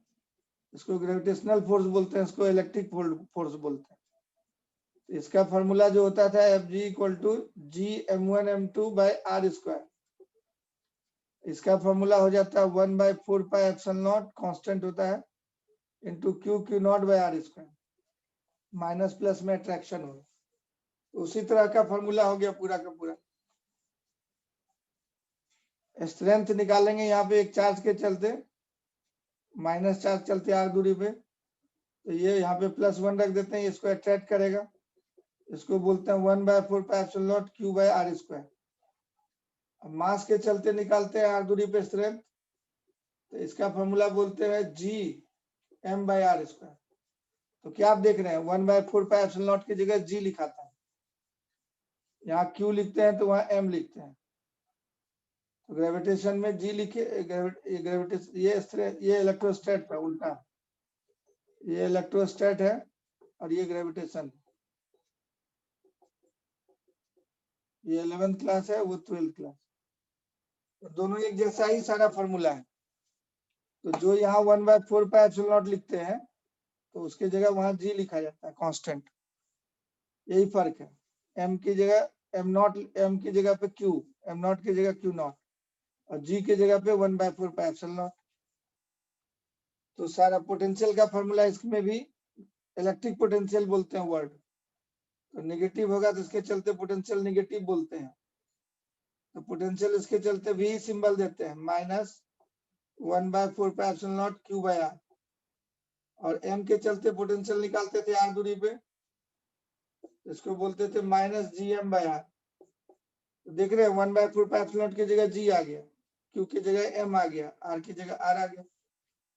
तो एक जैसा है ये पूरा इलेक्ट्रोस्टैट चैप्टर जो होगा 12th में पूरा ग्रेविटेशन का डुप्लीकेट है, जेरोक्स को भी। खाली एम की जगह पे क्यू लिख देना है, एम नॉट की जगह क्यू नॉट लिख देना है, जी की जगह 1/4πε0 लिख देना है। तो ग्रेविटेशन पढ़ने का मतलब 12th का इलेक्ट्रोस्टैट आप पढ़ लिए। पोटेंशियल एनर्जी का फॉर्मूला इसमें -Q और Q नॉट रख दे आर दूरी पे, तो पोटेंशियल एनर्जी का फॉर्मूला हो जाएगा -1/4πε0 Q Q not by R. यहाँ पे m और m0 रख देंगे r दूरी पे, तो पोटेंशियल एनर्जी का फॉर्मूला आएगा -G(m)m0/r। तो m की जगह यहाँ -q रख देते हैं तो अट्रैक्शन हो जाता है। तो पोटेंशियल एनर्जी का फॉर्मूला देखिए उसी जैसा है, q की जगह m और m0 की जगह q0, g की जगह 1/4πε0। तो पोटेंशियल एनर्जी का भी फॉर्मूला वैसा ही है। तो ग्रेविटेशन में जो फोर्स का फॉर्मूला पढ़े थे इसको न्यूटन्स लॉ ऑफ ग्रेविटेशन बोलता है, इसको कूलम्ब्स लॉ बोलते हैं, इसको बोलते हैं ग्रेविटेशनल फील्ड स्ट्रेंथ, इसको बोलते हैं इलेक्ट्रिक फील्ड स्ट्रेंथ, इसको बोलते हैं ग्रेविटेशनल पोटेंशियल, इसको बोलते हैं इलेक्ट्रिक पोटेंशियल, इसको बोलते हैं ग्रेविटेशनल पोटेंशियल एनर्जी, इसको बोलते हैं इलेक्ट्रिक पोटेंशियल एनर्जी। एक जैसा ही है दोनों चैप्टर, है ना। 12th क्लास में ज्यादा डिटेल में हम लोग इस पे एनालिसिस करेंगे सारे चीजों। तो जब 12th कर लेंगे आप तो ग्रेविटेशन का एक एक सवाल आपको इजी लगने लगेगा, क्योंकि 12th में इतना ज्यादा पढ़ना है कि जो है ये ग्रेविटेशन चैप्टर आपको छोटा लगने लगेगा। तो उसी तरह से गॉस लॉ ऑफ ग्रेविटेशन हम लोग एक के मदद से गोला सबके चलते स्ट्रेंथ और फील्ड पोटेंशियल निकाल सकते हैं। गॉस लॉ ऑफ ग्रेविटेशन क्या कहता है, जैसे मान लीजिए कोई मास है m, अब इसके चलते जो है ग्रेविटेशनल फील्ड होगा हर जगह, गोल चारों तरफ फुटबॉल या फुटबॉल के सेंटर पर रख दिया मास है, अब फुटबॉल पे एक बिंदी चिपका देते हैं, तो यहाँ पे यूनिट मास रखिएगा तो ये मास उसको अट्रैक्ट करेगा,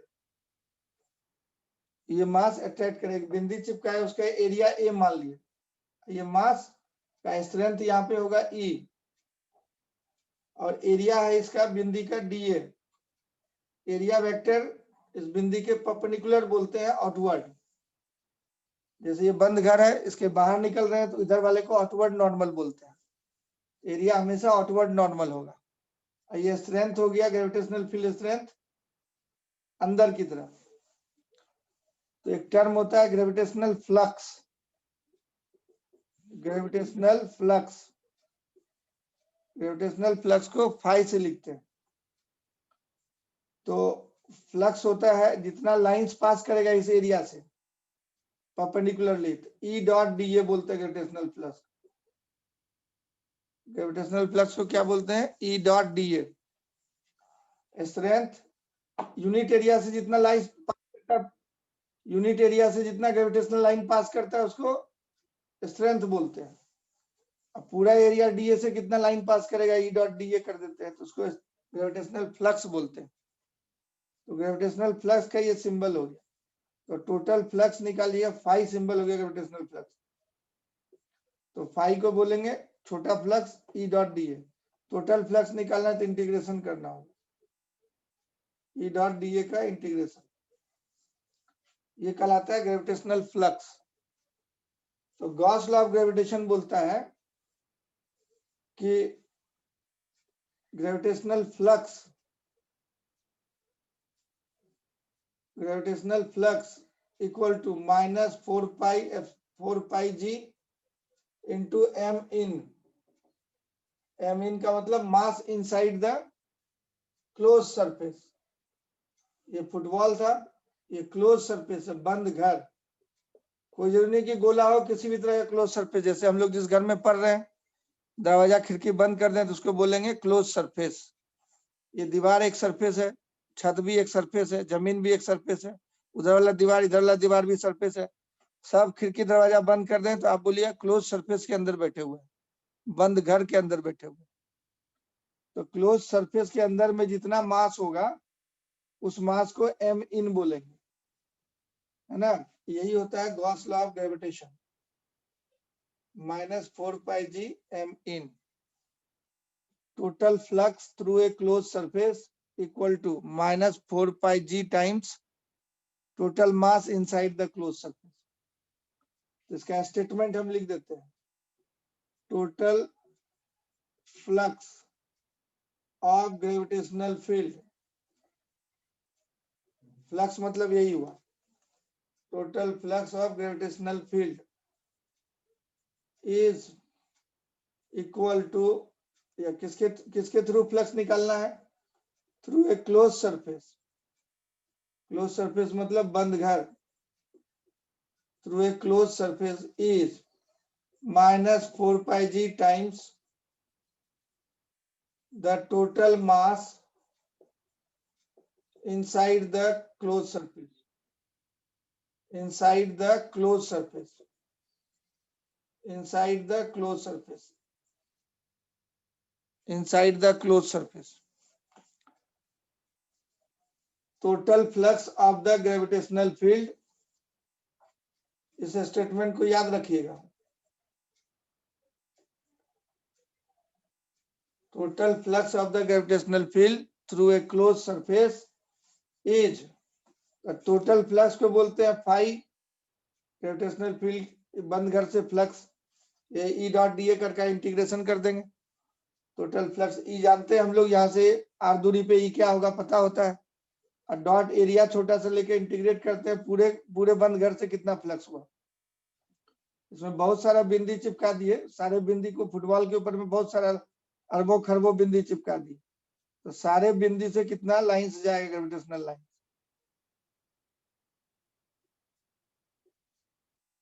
तो ये पूरे फुटबॉल से फ्लक्स निकल गया, तो पूरे फुटबॉल से टोटल फ्लक्स इसी को बोलते हैं. ये जी लिखते हैं, G gravitational flux through the football. इसके अंदर में हम मास रख दिए, तो ग्रेविटेशनल लाइंस होता है इस तरह का, ये अट्रैक्ट करेगा सारी लाइंस को सेंटर की तरफ अट्रैक्ट करता है. तो जितने लाइंस इसको बोलते हैं gravitational lines of forces. Gravitational lines of forces. तो पूरे फुटबॉल से जितने ग्रेविटेशनल लाइंस आएंगे परपेंडिकुलरली वही कहलाएगा ग्रेविटेशनल फ्लक्स. जैसे पहाड़न सब माथा पे बंडल लेके आती है दतमन का, से माथा पे दतमन का बंडल लेके आती है, एक घेरा धागे से बांधे रखती है उसको, उस घेरे से जितना दतमन का लाइन जाएगा वो उसको बोलते हैं फ्लक्स ऑफ दतमन. पंपिंग सेट, गांव में पंपिंग सेट से पानी निकलता है, बहुत सारा वाटर का लाइंस जा रहा है, उसको बोलते हैं फ्लक्स ऑफ वाटर. मतलब बंडल को बोलते हैं, कितना लाइंस किसी घेरे से जा रहा है, किसी एरिया से कितना लाइंस पास कर रहा है उसको फ्लक्स बोलते हैं परपेंडिकुलरली. तो पूरे इसके सरफेस एरिया से परपेंडिकुलरली जितना ग्रेविटेशनल लाइंस पास करेगा वो फ्लक्स होगा. तो gravitational flux equal to -4 pi g into total mass inside the surface. तो टोटल मास जितना भी होगा, अभी हम एक मास रखे हैं, एम इन लिख देते हैं. एम इन क्या हो गया, total mass inside the close surface. Total mass inside the closed Gaussian surface, उसको बोलते हैं क्लोज्ड गॉसियन सरफेस. ये इमेजिन करते हैं सरफेस अपने मर्जी से, जहां पे आपको निकालना हो स्ट्रेंथ वहां से जाता हुआ सरफेस इमेजिन करते हैं. ऐसा सरफेस इमेजिन करते हैं जिसमें कि स्ट्रेंथ का वैल्यू सब जगह मैग्नीट्यूड सेम हो. तो इससे बराबर बराबर दूरी पे बहुत सारा पॉइंट ले लेंगे तो स्ट्रेंथ सेम होगा. स्ट्रेंथ का वैल्यू क्या होता था, gm/r². तो बराबर दूरी पे स्ट्रेंथ बराबर होगा, तो एक फुटबॉल ले लिए, आर दूरी पे चारों तरफ पॉइंट हो जाएगा, इधर इधर ऊपर नीचे सब जगह आर दूरी पे स्ट्रेंथ बराबर होगा. तो वही सारे पॉइंट से जाता हुआ ये सरफेस बन जाएगा फुटबॉल. एम से ये सारा दूरी बराबर है, आर दूरी, तो स्ट्रेंथ हर जगह पे सेम होगा. कितना होगा स्ट्रेंथ इस फोटो में, gm/r² हर जगह. तो उसी बिंदु से जाता हुआ ये पूरा सरफेस कहलाता है closed Gaussian surface. Inside the closed Gaussian surface.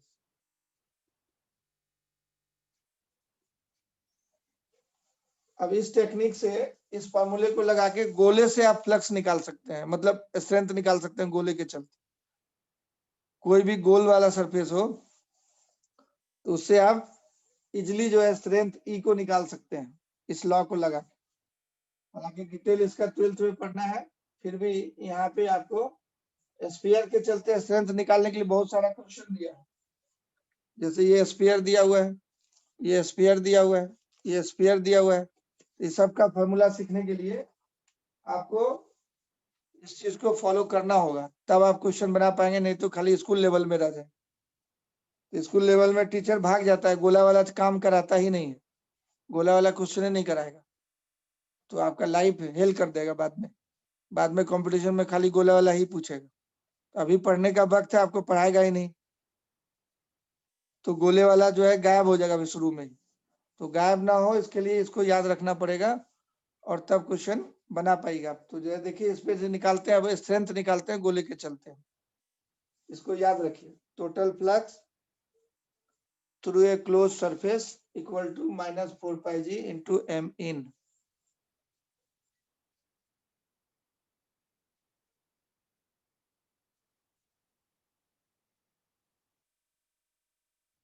ठीक है, नोट कर लिया, मिटाएं इसको।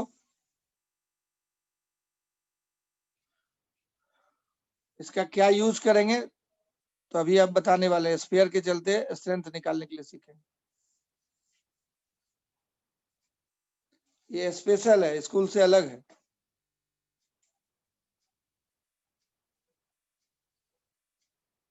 रहने दें इसको बोर्ड पे कि मिटा दें? ये सब एरो दिखा हुआ है, ग्रेविटेशनल फील्ड लाइंस।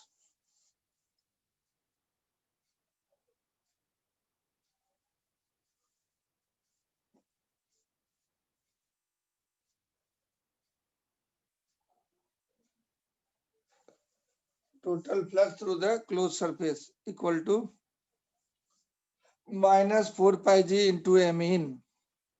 4-5 बार तो हम बोल दिए, 10 बार करीब, याद हो जाना चाहिए। Total flux equal to, flux किसको बोलते हैं? Number of lines crossing a unit area perpendicularly. तो चलिए इससे करना क्या है, इससे इस थ्योरी को पढ़ने के बाद क्या करना है तो देखिए बता। मान लीजिए कॉस्को बॉल दे देगा आपको, क्वेश्चन में दे देगा hollow sphere. Hollow sphere, thin sphere है, इसको बोलते हैं स्फेरिकल सेल। इसी को स्फेरिकल सेल बोलते हैं, कॉस्को बॉल बोल सकते हैं आप। यूनिफॉर्म है, हर जगह सेम मास है। Hollow sphere of mass capital M दे दिए एंड रेडियस R दे दिए, है ना। अब इसके चलते पोटेंशियल और स्ट्रेंथ निकालना है। पॉइंट मास के चलते आप सीखे थे, रिंग के चलते सीखे थे, डिस्क के चलते सीखे थे। अब इस गोले के चलते निकालना है स्ट्रेंथ और पोटेंशियल। तो वो सब इंटीग्रेशन से सीखे थे हम लोग। डिस्क के चलते, रिंग के चलते पोटेंशियल और स्ट्रेंथ इंटीग्रेशन से सीखे थे। इसको भी इंटीग्रेशन से कर सकते हैं, बहुत लंबा हो जाएगा। तो इसलिए हम लोग क्या करते हैं, इसको गॉस लगा करते हैं, शॉर्ट होगा। ये गोला है, फुटबॉल है, खोखला है, इसका रेडियस दिया हुआ है R है और इसका मास M है।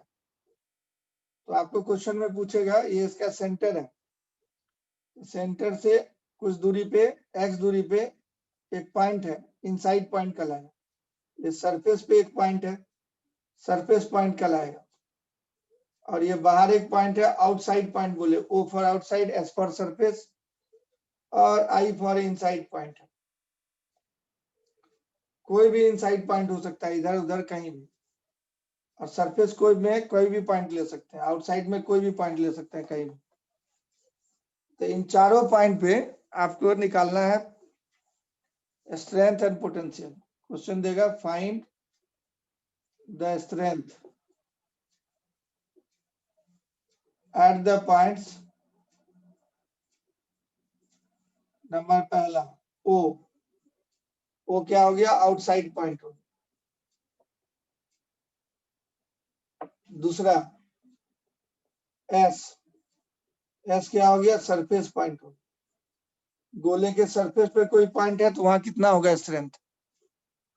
तीसरा अंदर में निकालिए, I मतलब इनसाइड पॉइंट हो, कितना स्ट्रेंथ होगा। और चौथा C मतलब सेंटर पॉइंट हो। इन्हीं सारे क्वेश्चन का जवाब देने के लिए गॉस लॉ लगा के काम करें। क्वेश्चन समझ में आ गया? और एक बार स्ट्रेंथ निकाल लेंगे फिर पोटेंशियल निकालने के लिए ये फॉर्मूला लगाना पड़ेगा जो अभी हम लोग पढ़े थे, -E.dr वाला। तो ये चेंज इन पोटेंशियल देता था, -E.dr कर देता। अब इन्फिनिटी पे पोटेंशियल हम लोग 0 मानते हैं, तो पोटेंशियल एट इन्फिनिटी 0 मानते हैं। से R दूरी पे आएंगे तो पोटेंशियल जो है R दूरी पे आएंगे तो आर दूरी पे पोटेंशियल को V बोलेंगे। तो ये पोटेंशियल एट आर डिस्टेंस पे निकालने का यही फॉर्मूला है। इन्फिनिटी से लेके आर तक आते हैं, पोटेंशियल का डेफिनेशन पढ़े थे। Negative of the work done by gravitational force to bring a unit mass from infinite separation to R separation, ये पोटेंशियल का फॉर्मूला होता था। ई निकाल लेंगे गॉस लॉ से, और फिर इस फॉर्मूले से पोटेंशियल निकाल लेंगे। तो बोलेगा आपको क्वेश्चन में find the potential, find the potential at the points. हर एक पॉइंट पे अलग अलग पोटेंशियल होगा, पॉइंट फंक्शन है। तो पहला ओ पे आउटसाइड पॉइंट पे, दूसरा सरफेस पॉइंट पे, तीसरा अंदर वाले पॉइंट पे, चौथा सेंटर पॉइंट। तो यही दो क्वेश्चन रहता है इसमें से। ये खोखला गोला के चलते स्ट्रेंथ और पोटेंशियल निकालना है ना। स्ट्रेंथ और पोटेंशियल, तो गॉस लॉ लगा के स्ट्रेंथ निकाल लेंगे, और फिर ये फॉर्मूला लगा के, ये formula to find potential. Strength मालूम हो जाएगा तो इसको इंटीग्रेशन में डाल के पोटेंशियल निकाल लें। अगर ये शुरुआत पॉइंट इन्फिनिटी नहीं लेते तब ये चेंज इन पोटेंशियल होता है। इन्फिनिटी पे पोटेंशियल 0 मानते हैं, तो फाइनल -0 करेगा तो पोटेंशियल आ जाएगा फाइनल वाला। तो इन्फिनिटी से आर तक इंटीग्रेट करके पोटेंशियल निकालने वाले हैं हम। अभी काम शुरू नहीं किए हैं, बस आपको समझा रहे हैं कि क्या करना है। ये खोखला गोला है, पूरा सॉलिड हॉलो है, और ये कॉस्को बॉल की तरह मान सकते हैं, फुटबॉल की तरह मान सकते हैं। इसका अंदर वाले पॉइंट्स पे और बाहर वाले पॉइंट्स पे और सरफेस वाले पॉइंट्स पे पोटेंशियल क्या होगा, स्ट्रेंथ क्या होगा, निकालना है। तो स्ट्रेंथ निकालेंगे गॉस लॉ लगा के, पोटेंशियल ये फॉर्मूला लगा के। स्ट्रेंथ निकालेंगे गॉस लॉ लगा के, और पोटेंशियल निकालेंगे ये फॉर्मूला लगा के। तो ये सारा फॉर्मूला हम लोग को मालूम हो जाएगा। समझ में आया करना क्या है? अभी किए नहीं है कुछ भी, क्या करना है वो बता रहे हैं।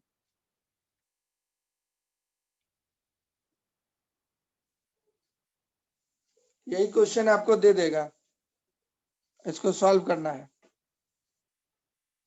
समझ में आया क्वेश्चन?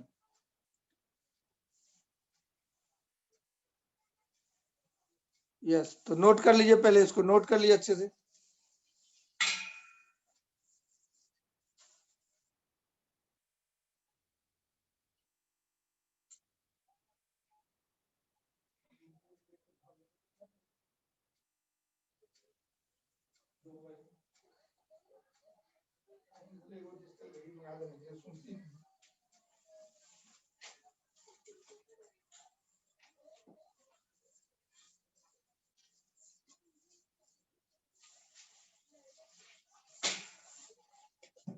तो इन सब का एक बार हम पहले फॉर्मूला यहाँ लिख देते हैं, है ना, और वही हम लोग आपको प्रूव करना है। तो इसका प्रूफ 12th क्लास में बहुत अच्छे से सीख लीजिएगा। तो वही चीज हम यहाँ पे भी सिखा देते हैं आपको, जो कि स्कूल का मास्टर नहीं सिखाएगा। तो देखिए आउटसाइड में स्ट्रेंथ जो होता है, स्ट्रेंथ को ई से लिखते हैं। आउटसाइड पॉइंट पे दूरी इसका दिया रहेगा क्वेश्चन में, मान लीजिए y दूरी दिया हुआ है, सेंटर से दूरी y दिया हुआ है, तो स्ट्रेंथ हो जाएगा gm/y²। आउटसाइड पॉइंट सरफेस का दूरी रेडियस के बराबर होगा, इसका रेडियस r है, तो स्ट्रेंथ हो जाता है सरफेस पे gm/r²। जैसे पॉइंट मास का होता था उसी तरह का हो जाता है। पॉइंट मास का एक पार्टिकल का होता था ना y दूरी पे, gm/y²। ये गोला जैसे पॉइंट हो गया हो, उसी तरीके से ये फॉर्मूला आउटसाइड में हो जाता है, same as point mass outside में और सरफेस में, है ना। पॉइंट मास की तरह ही फॉर्मूला आएगा फाइनल। और अंदर वाला पॉइंट x दूरी पे बोले थे, अंदर वाला पॉइंट x दूरी पे है, तो अंदर में स्ट्रेंथ 0 हो जाता है खोखला गोला के अंदर। ये कैसे होता है वही चीज आपको सीखना है। अंदर में स्ट्रेंथ क्या हो जाता है 0, तो अंदर के किसी भी पॉइंट पे 0 हो जाएगा तो सेंटर पे भी 0 हो जाएगा। एनी इनसाइड पॉइंट पे 0 हो गया, एनी इनसाइड पॉइंट में तो सेंटर भी आ जाएगा, तो सेंटर पे स्ट्रेंथ 0 हो जाएगा। ये 4 फॉर्मूला स्ट्रेंथ का लिख दिए। अब पोटेंशियल का फॉर्मूला लिखते हैं आउटसाइड पॉइंट पे। इसको बोलते हैं V को पोटेंशियल और E को बोलते हैं स्ट्रेंथ। तो कम से कम आप क्वेश्चन बनाने के लिए फॉर्मूला को याद रखिए। तो पोटेंशियल जो आउटसाइड में होगा पॉइंट मास की तरह लिख दीजिए, तो -gm/y स्क्वायर, y आ जाता है, इसमें स्क्वायर नहीं होता है। और सरफेस पे -gm/r same as point mass. Solid भी रहता है तो बाहर का और सरफेस का फॉर्मूला सेम रहता है, same as point mass, same as point mass. जैसे फुटबॉल नहीं हो, ड्यूज बॉल नहीं हो, कॉर्केट बॉल से जो खेलता है लोग, इंटरनेशनल क्रिकेटर सब, अंदर सॉलिड रहता है। तरबूजा रहता है तो भी बाहर का दोनों, ये वाला फॉर्मूला दोनों के लिए, बाहर वाले के लिए भी, सॉलिड वाले के लिए भी यही रहता है, और यही रहता है पोटेंशियल। अब अंदर में जो पोटेंशियल जीरो नहीं आएगा, ई जीरो है, तो आप ई को बोलते थे -dv/dr, तो ई जीरो होगा मतलब v कांस्टेंट होगा, कांस्टेंट का डिफरेंशिएशन जीरो होता है, तो v का वैल्यू जीरो नहीं होता है। v का वैल्यू वही होता है जो इसके सरफेस पे था। अंदर का पोटेंशियल, अंदर में कोई भी पॉइंट हो, कम हो, यहाँ से नजदीक में हो चाहे दूर में हो, वही होगा जो सरफेस पे होगा। ये बड़ा खास बात है, अंदर का पोटेंशियल सरफेस के पोटेंशियल के बराबर हो जाता है। तो सेंटर भी अंदर में हो गया, ये फॉर एनी इनसाइड पॉइंट के लिए वैलिड है। अंदर का कोई भी पॉइंट का पोटेंशियल सरफेस के पोटेंशियल के बराबर होता है। तो सेंटर भी हो गया हमारा इनसाइड पॉइंट, ये भी सरफेस के बराबर हो जाए, -gm/r। जीरो नहीं हो, ये अलग है, ये खास है, इंपॉर्टेंट है, इसको याद रखना। ये हॉलो स्फीयर का फॉर्मूला हम लिख दिए, इसको अगले क्लास में हम डिराइव कराएंगे। अगर आप इंटरेस्टेड होंगे तो डिराइव करा देंगे, नहीं तो ये फॉर्मूला याद रखिए, इससे क्वेश्चन बने। नोट कर लिया? यस और नो लिखना जरा। नोट कर लिया? यस। ये इजी वे में हम फॉर्मूला लिख दिए। कैलकुलेशन सबका बड़ा बड़ा होगा, सबका प्रूफ बड़ा बड़ा होगा सब, उसमें टाइम लगता है। ये लिख लिए तो अब यूनिफॉर्म सॉलिड स्फीयर का भी फॉर्मूला लिख देते हैं। अब मान लीजिए सॉलिड स्फीयर हो जाए, तो सॉलिड स्फीयर हो जाएगा तो ये पूरा फुटबॉल नहीं बन के तरबूजा बन जाएगा या अर्थ बन जाएगा। अर्थ भी सॉलिड स्फीयर है, तो अर्थ के चलते बोलेगा बाहर में स्ट्रेंथ क्या होगा, तो यही रहेगा स्ट्रेंथ, सरफेस पे यही रहेगा। ये अंदर वाला फॉर्मूला खाली बदल जाता है।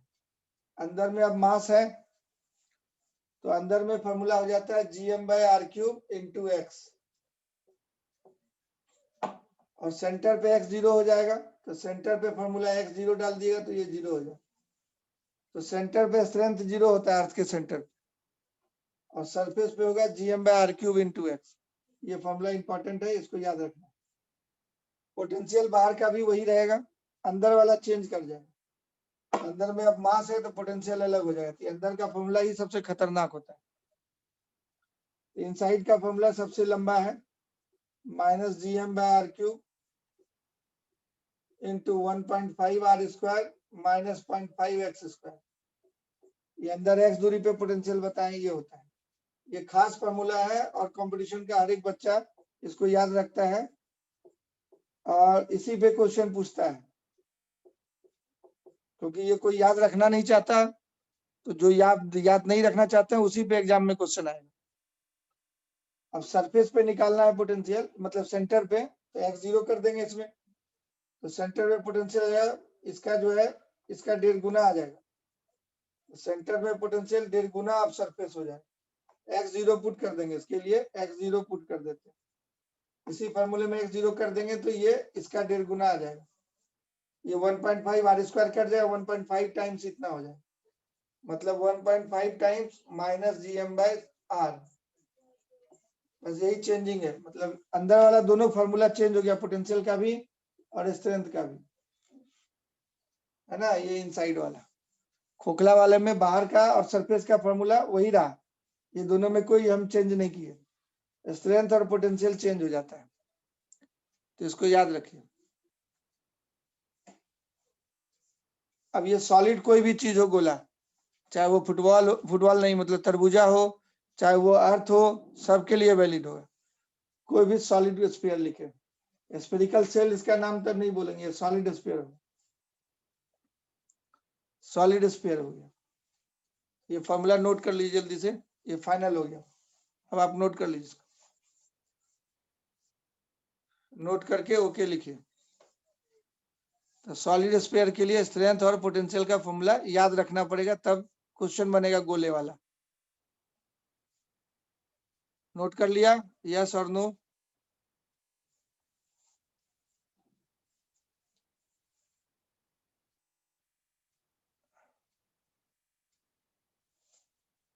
एक मिनट लाइन रहना अभी तुम लोग, थोड़ा स्क्रीनशॉट लेते हैं, जरा देखें कौन कौन स्टूडेंट गायब हुआ है।